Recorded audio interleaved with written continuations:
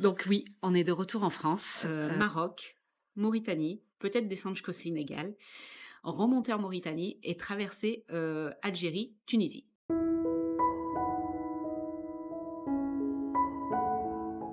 Hello tout le monde, salut la team.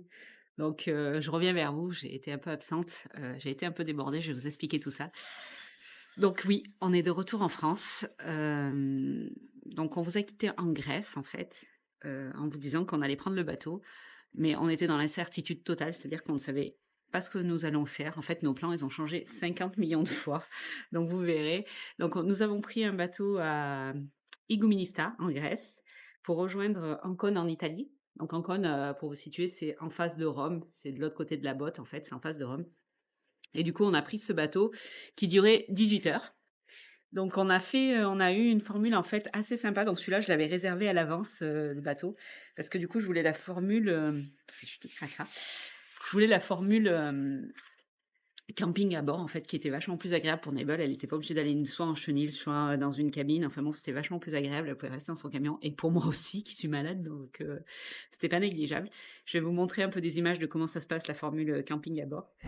Bon, et nous voilà sur le quai. Donc avec Lucas, on est passé à pied.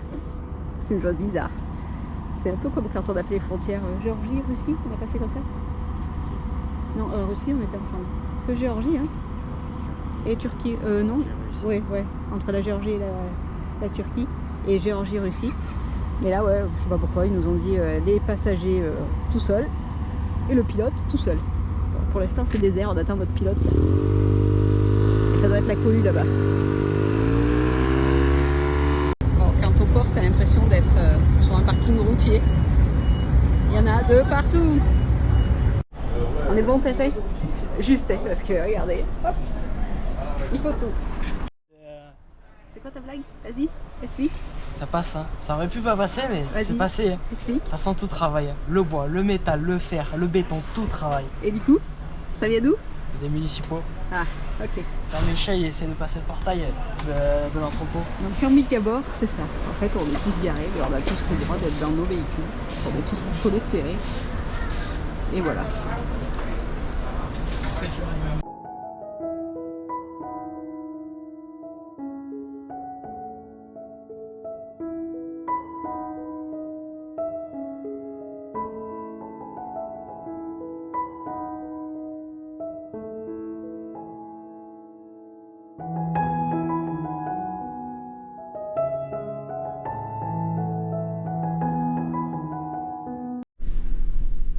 Salut tout le monde. Bon, nuit camping à bord.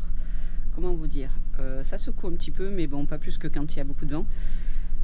C'est vachement calme par rapport au salon. Nous, on avait l'habitude de dormir dans les salons, on prenait pas de cabine, donc c'est vachement calme. À part les gens avec les voitures qui laissent leur alarme et que ça sonne tout le temps. Je pense que ce matin, il y en a qui vont avoir des problèmes de batterie, mais bon, à suivre. Sinon, ouais, c'était super calme. Après, moi, je me sens pas bien en bateau, mais là, ça allait à peu près, quoi. Enfin bon, la menthe poivrée, ma meilleure amie, mais voilà, ça allait. On a eu un moment quand même des creux, mais en règle générale, ça allait. Il n'y a qu'une compagnie qui fait cette formule, en fait. Et ouais, c'était assez agréable d'être dans son camion. Moi qui suis malade, j'avoue que j'ai eu moins de... J'ai eu moins cette sensation d'étouffement, en fait, la sensation du mal de mer qu'on a quand on est dans une cabine ou sur le bateau. J'ai pas du tout eu cette sensation, donc c'était vachement agréable. Et j'ai adoré. Si c'était à refaire, en fait, j'aimerais bien que toutes les compagnies fassent ça. Donc on a pris ce premier bateau. Et du coup, on est arrivé vers 14-15 heures à Ancône. Et on a décidé de reprendre un autre bateau la même soirée, en fait, la même journée. Donc le bateau était à 23 heures. Non, à minuit. Il était à minuit à Civitavecchia.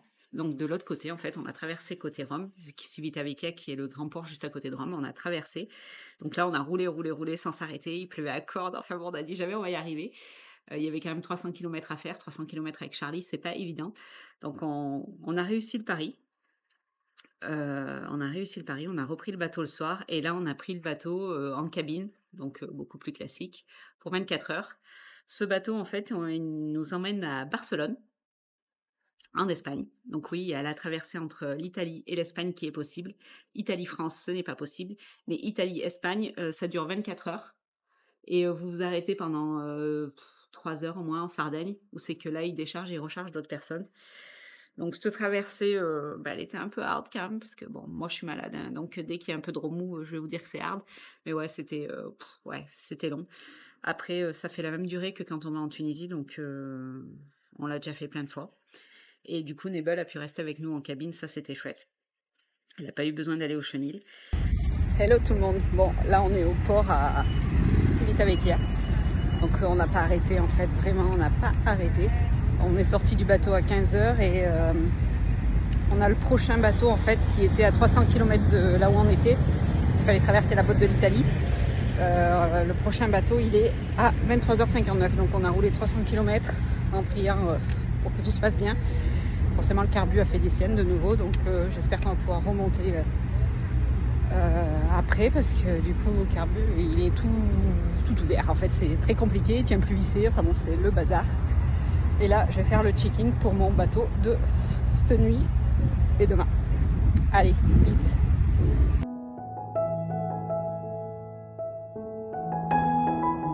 Concernant nos plans, donc vous verrez dans cette vidéo, j'ai pas beaucoup d'images à vous montrer, mais concernant vos plans, en fait, nos plans, je vais vous expliquer ce qu'on avait prévu. Donc au départ, le plan, c'était de rentrer, donc comme on a fait Italie, Espagne. Espagne, laisser le camion en Espagne et remonter en France. Pourquoi remonter en France? Parce qu'on aimerait aller en Algérie. Et du coup, pour aller en Algérie, il faut, demander son visa en présentiel. Donc nous, sur nous 3, il y a que moi qui ai besoin d'un visa. Mehdi et Lucas ont un passeport tunisien, donc ils n'ont pas besoin de visa. Il y a que moi qui ai besoin de visa, donc moi, je suis obligée de rentrer en France, d'aller à l'ambassade à Lyon pour demander ce visa algérien. Donc dans tous les cas, c'était poser le camion à Barcelone, rentrer en France, en train ou voilà, avec, un covoiturage ou quelque chose comme ça, pour, pour pouvoir aller ensuite à Lyon, à l'ambassade, déposer ma demande de visa. Et puis on a, ça fait 1 an qu'on n'est pas revenu à la maison, du coup on a la maison est louée, nous on a toujours des travaux à faire dans cette maison, quand on rentre. Ne serait-ce que des petites choses qui marchent plus, des petites choses qui voilà, l'entretien c'est aussi important, quand on veut faire de la location. On renouvelle aussi certaines choses qui ont été cassées ou qui sont vieillottes et que du coup il faut changer. C'est aussi ça, c'est quand, on fait, quand on loue quelque chose, en fait, on aime bien que ça soit propre et que ça soit correct. Donc on avait ces 2 contraintes. Donc on s'est dit: «On va laisser le camion à Barcelone et on va remonter en France». Pourquoi le laisser à Barcelone? Parce que notre plan initial, c'était de descendre, Maroc, Mauritanie, peut-être descendre jusqu'au Sénégal, remonter en Mauritanie et traverser, Algérie, Tunisie. Donc on s'est beaucoup renseigné parce qu'en fait, cette route, Mauritanie, Algérie, Tunisie, elle existe maintenant. Depuis 2019, si je me trompe pas, non 2021, ils sont en train de construire une route commerciale qui va relier la Mauritanie à la Tunisie en fait, en passant par l'Algérie. Cette route commerciale, elle est faite pour éviter entre guillemets «le Maroc», avec qui l'Algérie a de gros conflits diplomatiques et du coup, ils sont en train de la construire. Donc en 2022, on a des amis en fait italiens qui y sont passés, donc ils nous ont dit que c'était faisable, que ça se faisait. Ils sont passés, moi j'ai commencé à me renseigner sur les différents groupes en fait, d'Algérie pour savoir si ça pouvait le faire ou pas. Donc les Algériens étaient très réticents du moment que je leur disais que je passais par le Maroc. Alors c'était très, très réticent en me disant, «Tu passes par le Maroc, c'est des assassins, ne viens pas, en Algérie». OK, donc là, je me suis déjà sentie mal en me disant que si sur mon passeport, il y avait le tampon marocain, je m'attardais à quelques, problèmes. Mais bon, après, vous savez, on a fait la Russie et l'Ukraine, on est allé en Russie après être passé en Ukraine et ça s'est bien passé alors que l'Ukraine et la Russie sont en guerre. Donc il faut pas non plus tout mélanger. Donc du coup, j'ai continué à me renseigner et je me suis renseignée donc à un camping, qui est en Mauritanie et d'où je sais qu'il y a des gens qui sont partis pour faire cette traversée et ce camping, en fait, ils m'ont gentiment répondu en me disant que oui, ça passe.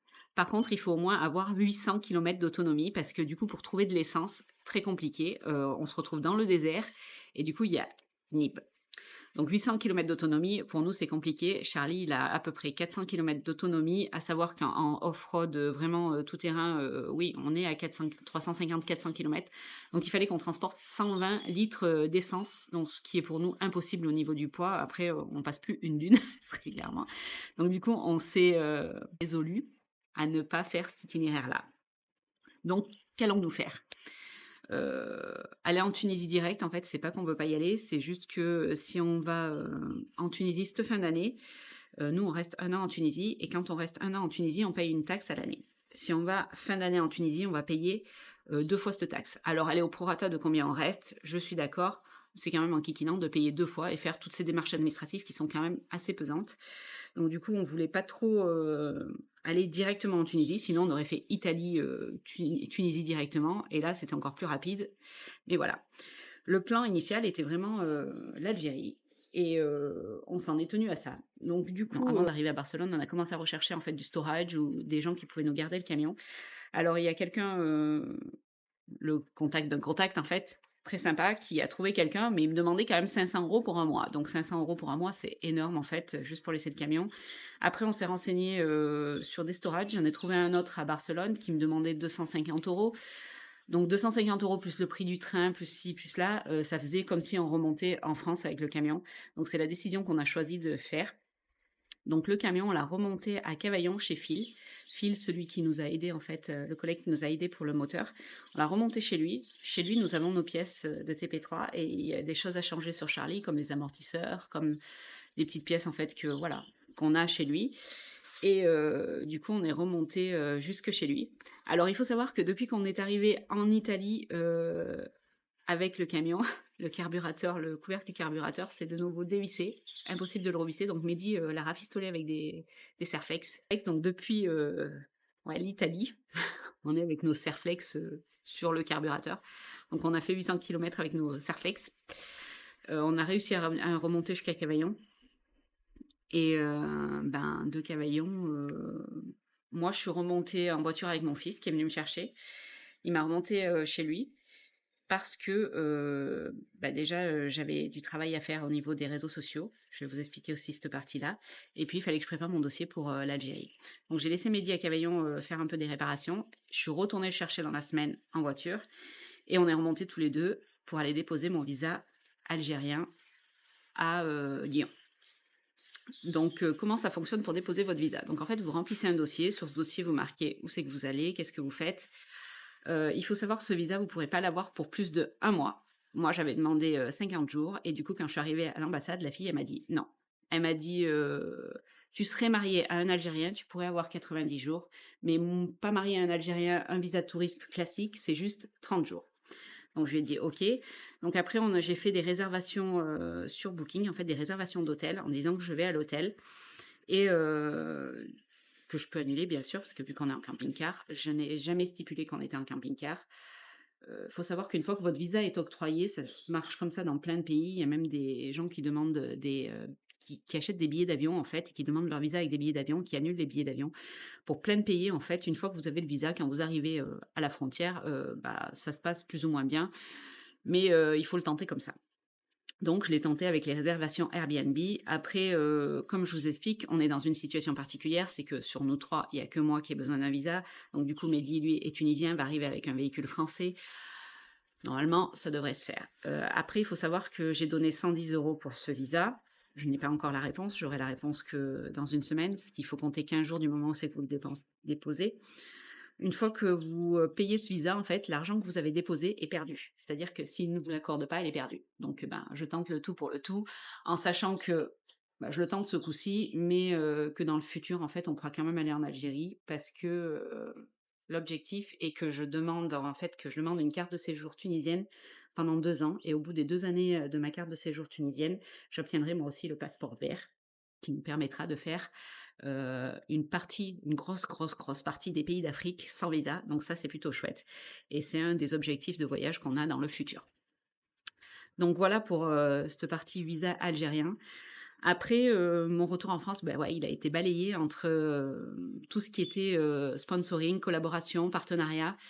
C'est pas quelque chose que alors oui, je fais pas de l'intensif, de toute façon, comme je dis tout le temps, en 1 mois, on peut pas faire de l'intensif. Je n'ai pas décidé de rester en France et de vivre en France pour faire mon métier de ça, parce qu'il faut savoir que pour se faire expédier, si vous êtes hors Europe, c'est impossible. Donc du coup, je j'ai pas décidé de faire de l'intensif comme beaucoup font. En fait, toutes les années, vous ne le voyez pas forcément, mais toutes les années, je m'impose, en fait, de faire un minimum 3 000 € de partenariat, et de collaboration. Alors, ça peut être des choses immatérielles. L'année dernière, j'ai eu les contrats d'assurance pour nous 3, ce qui était déjà un gros budget. Donc après, bah, je me suis limitée à des petites choses comme des produits d'hygiène, des petites caméras, des petites choses comme ça. Mais voilà. Et là, avec le développement de la chaîne YouTube, dû à notre galère, hein, faut pas se leurrer, hein, parce que le voyage, ça n'intéresse pas. On a bien vu la dernière vidéo, la Grèce. Le voyage n'intéresse pas. Pourtant, la vidéo de la Grèce, je vous laisse aller la regarder parce que moi, j'adore, ces images et je pense que ça sera un très beau souvenir. Mais voilà, c'est pas quelque chose qui vous intéresse en soi. Vous aimez plus les galères et je vous comprends parce que du coup, c'est plus croustillant. Mais voilà, donc toutes ces questions de partenariat, en fait, j'ai eu la chance de pouvoir demander, à tester des vélos électriques, chose que je voulais déjà l'année d'avant, en fait, pour partir et que je me rends compte qu'avec le recul, j'en aurais pas eu besoin en Europe parce que, c'était tellement intense que j'aurais même pas eu le temps d'en faire. Mais là, partant s'installer, en Tunisie, en fait, parce que donc on va faire, Algérie pendant 1 mois et après on rentre en Tunisie pour 1 an. Et s'installer en Tunisie, bah, je trouve que c'est cool d'avoir un vélo, électrique qui me permettra de me promener un peu. À savoir que quand on se pose sur une plage ou un endroit, on a facilement entre 10 et 12 kilomètres à chaque fois pour rejoindre un petit bout de ville ou pour aller chercher du pain, ou pour aller faire deux trois courses. Donc ça peut être super agréable. Donc j'ai eu la chance d'avoir 3 partenaires en fait pour, tout ce qui est vélo électrique et tout. Donc j'ai pu tester 3 vélos différents. Donc la marque, Hitway que vous avez déjà vu la vidéo, la marque, DYU pour la trottinette et la marque e-bike que la vidéo sortira prochainement. Donc c'est 3 vélos, 3 produits totalement différents, mais que j'ai eu la chance de tester. Mon préféré reste le Heatway, vous avez pu le comprendre, avec ses grosses roues et sa grosse batterie, sa grosse autonomie. Celui-là, c'est mon préféré, j'ai envie de le tester au désert. Ensuite, nous avons eu, d'autres produits, comme une dashcam de la marque, Ventrou. Cette dashcam en fait, elle vient en remplacement de celle qu'on a eue l'année dernière qui ne fonctionnait pas. Et bah, c'était assez frustrant en fait, elle se déconnectait tout le temps et elle fonctionnait pas. La caméra arrière n'a jamais fonctionné, donc du coup la marque a décidé de m'en redonner une nouvelle, un nouveau modèle pour que je teste ce nouveau modèle, donc je vous dirai ce qu'il en est. Nous avons eu aussi, heu, un partenariat avec Olight, donc ça c'est quelque chose que Mehdi il aime beaucoup là, avoir des lampes, bien puissantes en fait, bah, ne serait-ce quand il fait de la mécanique sur le camion. Là on s'en est aussi servi à la maison et du coup c'est chouette d'avoir, des lampes performantes. Nous avons eu aussi un partenariat avec, Fememo. Fememo, c'est une marque en fait d'imprimantes.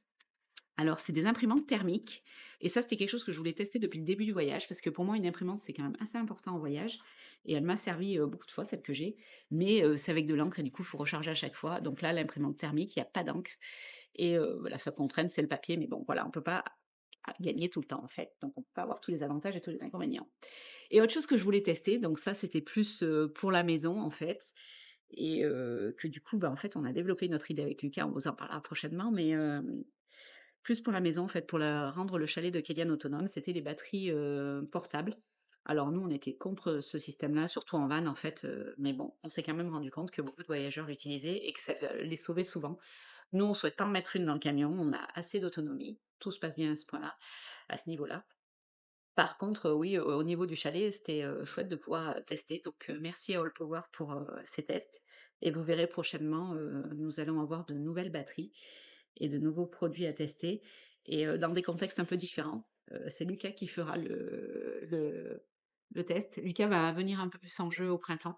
Je vous expliquerai plus tard pourquoi, mais c'est voilà, donc voilà ce qui se passe en fait, pourquoi vous voyez toutes ces vidéos de partenariat et tout. Il faut savoir que j'ai 1 mois pour tout boucler, donc c'est vraiment du travail intensif. En même temps, je fais les travaux à la maison parce que, ben, voilà, comme je vous ai expliqué, moi j'estime que louer quelque chose, c'est bien d'avoir, quelque chose de correct et de propre.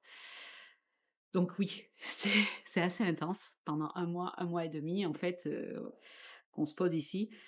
Heu, on fait ça toutes les années en fait, on rentre, entre 3 et 5 semaines en France pour, remettre un peu les choses en ordre, pour voir notre fils Kenyan qui, il faut pas se leurrer, nous manque aussi, pour retrouver les copains, la famille. Ça fait toujours plaisir de voir comment tout le monde a évolué, de voir notre entourage aussi qu'on vivait avant, comment il a évolué. On aime notre pays, on aime notre maison, mais voilà, on a choisi de vivre différemment et on accepte. Donc le projet, si tout se passe bien, si j'ai mon visa, donc ça je vous tiendrai au courant.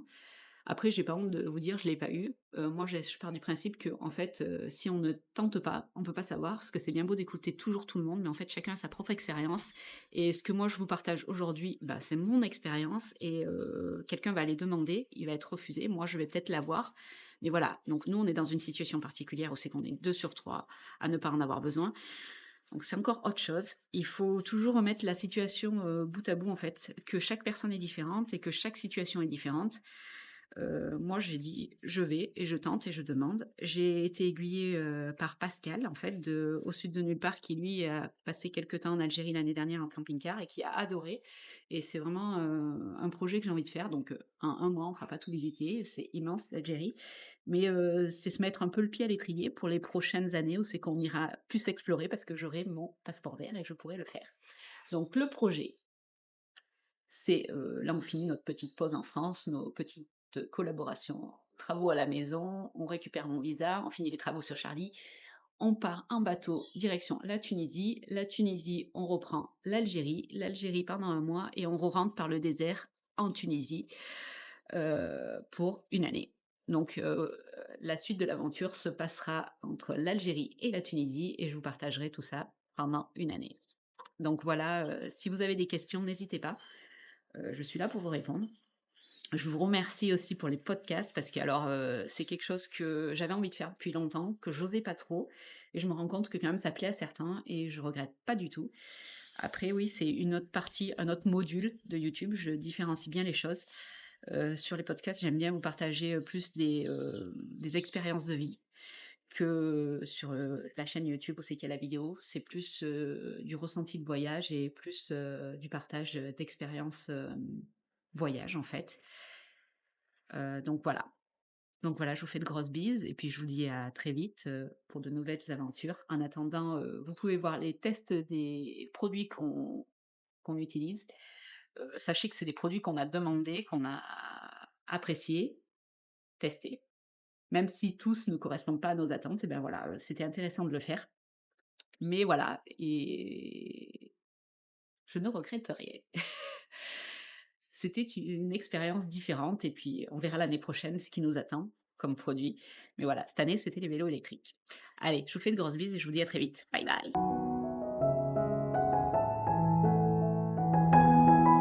Et n'oublie pas, si tu es curieux et que tu veux des news croustillantes, on est régulièrement et quotidiennement même, sur Instagram et sur Facebook, où c'est que tu peux nous suivre. Allez, on te laisse aller t'abonner. Ciao, bisous.